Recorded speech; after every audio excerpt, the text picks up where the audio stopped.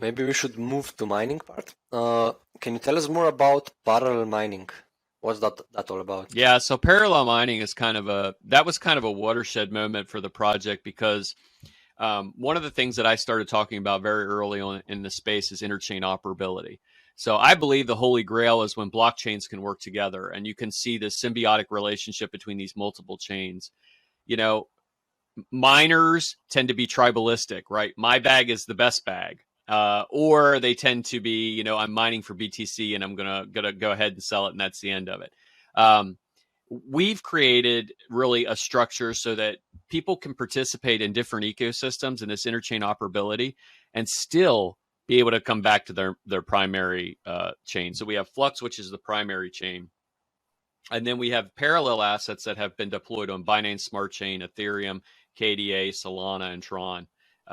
Avalanche and Terra Luna is going to be our next add as parallel assets. And we use this as a soft scaling model. So if you're holding Flux, whether it's in a node or in your Zelcore wallet or on, I think there's a couple of exchanges like CoinMetro that support this parallel snapshots, you will get not only when we do the snapshot, you'll not only get your asset, your primary asset, you'll get the new asset as well. So you would essentially have Flux, and then you would get your parallel asset as well. But it also takes into account all of your other parallel assets. So let's say you're in your primary, you're running 2 nodes. That would be caught in the snapshot.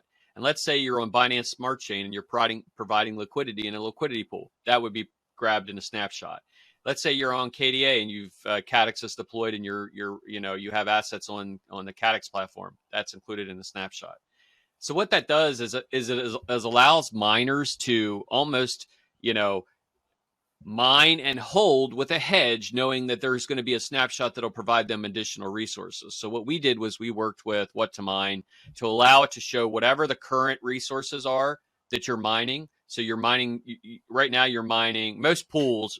Pools will usually do this themselves, where they distribute the parallel assets. But essentially, you're mining plus you're mining your parallel assets at the same time. So people tend to gravitate to wanting to run more infrastructure and run more nodes because they're going to be rewarded above and beyond what the normal just node reward is or mining reward is. And miners can do the same thing as well on their pools. If you mine to a supported pool, which I believe we have about 6 of them now, you can also get your parallel assets there, and we're getting ready to release the ability for miners to claim their parallel assets without even, running on a pool. So there's lots of really cool opportunities there with parallel assets.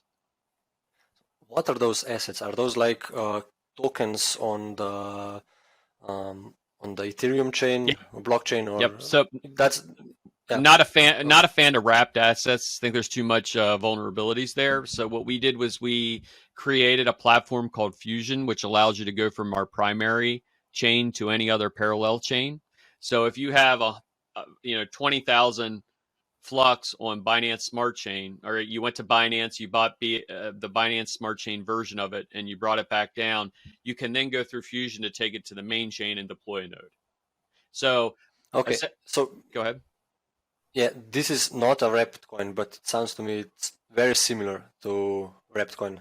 Not really, because with wrapped coins, you have to rely on third parties to be able to do that. We are actually deploying them natively to the chain. So we're depending on the actual platform and their security model rather than providing a third party to create a wrapped token. Okay, I see. Yeah. So we didn't. So it's a bit different. Yeah, I mean, if you really want to kind of compare it, I mean, Fusion is a bridge. Essentially, it allows you to move from one asset to the other asset. So looks a little different than what everybody's doing, but it really has opened up the door for us because we picked 10 assets right away. We said these are the 10 assets we want to deploy on, but that could be 1,000 assets. You can continue to keep deploying on multiple chains and being able to participate in those ecosystems.